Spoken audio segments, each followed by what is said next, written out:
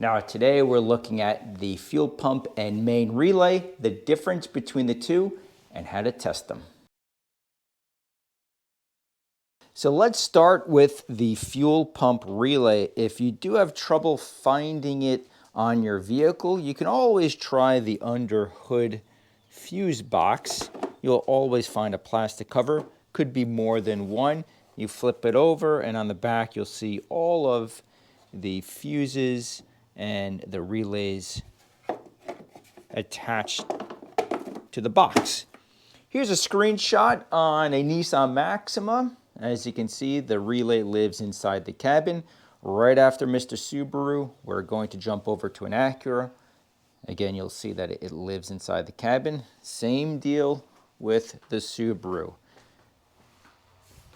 The relay lives inside and straight up. Now, sometimes you may need a fuse or relay puller. In this case, we can get access to it. But there we go.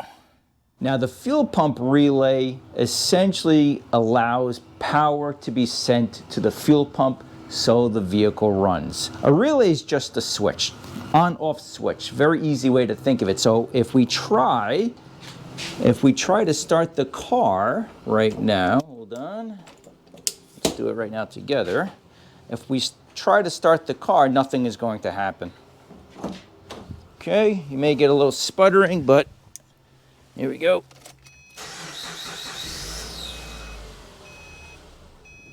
That's it, you see? So a very good way also, if you need to relieve fuel pressure, if you're doing any work on your vehicle, simply pull the fuel pump fuse or the relay. And that's it. Maybe you have a teenage child that's being a little crazy and you don't want them to take the car out at night, pull the relay. They're not going anywhere, okay? Now, fortunately, testing the relay is quite simple. We just need a digital multimeter. Very inexpensive, roughly $20 to $25. And we need a power source. If you have an older cordless tool battery pack that pushes out 12 volts, that is perfect. Maybe you run RC cars and you have a battery pack that pushes out even 11 volts is good.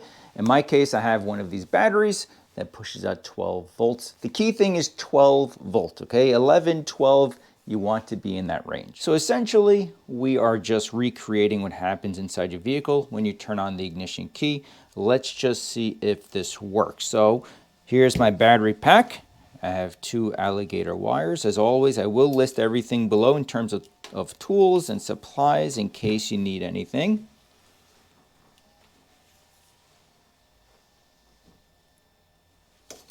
And now the first step is you want to hear a clicking sound.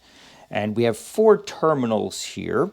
Let's find which 2 terminals turns or activates the relay. So you first or always want to test in tandem. In other words, we have 2 vertical posts and 2 horizontal posts. So either it's these 2 or the bottom 2 that turns on the relay. So let's find out. Here we go. I don't hear anything. Let's flip it. And there you go. So the relay is clicking on. That's a good sign, but it's not 100% certainty that the relay works. And this is where the multimeter comes into play. You want the continuity symbol. It looks like a Wi-Fi hotspot. Let's plug in the leads that come with the multimeter. And this is what you should hear. Oh, hold on. There we go. Okay. This is what you want to hear. That means that the little switch in here is working correctly. And there you go. So this is a working relay. If I remove the power, then we have no continuity. Okay? Super, super simple. And now let's go over the main relay. Before we go over specifics, let me show you where it lives on this Acura. So in this corner, we have a fuse location. And behind this plastic cover Up here are the relays. So to remove this cover without damaging everything, simply using a trim removal set. This makes it easy to remove everything without breaking the plastic. And sometimes it's really sharp and it can really beat up your skin. Easy enough to remove. And then on this car, if you're curious, fuel pump relay, and this is the main relay.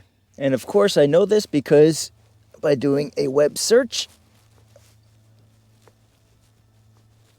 or, whoops, better yet, because I own this vehicle, or really both vehicles in this case, I've purchased the repair manual, the factory repair manual. So here it is, guys. Let's test it. Now, before we test the main relay, I wrote down a number of functions, or really a number of circuits that rely on the main relay. There's a lot. Just to give you a couple of examples: mass airflow sensor, intake air temp sensor, throttle position sensor, if you have a misfire, EGR, evap codes, idle air control valve, fuel tank sensor. So in other words, fuel pump relay just deals with the fuel pump. Main relay, a much larger envelope. So just like before, power source, let's first see if the relay clicks. Now, just like the fuel pump relay from the Subaru, I'm going to try the bottom two, in this case vertical posts. Okay, here we go. Can you hear that? That powers on, but again, you want to check for continuity. Let's move this here. Make sure these wires don't touch. Okay, that's what you want to hear.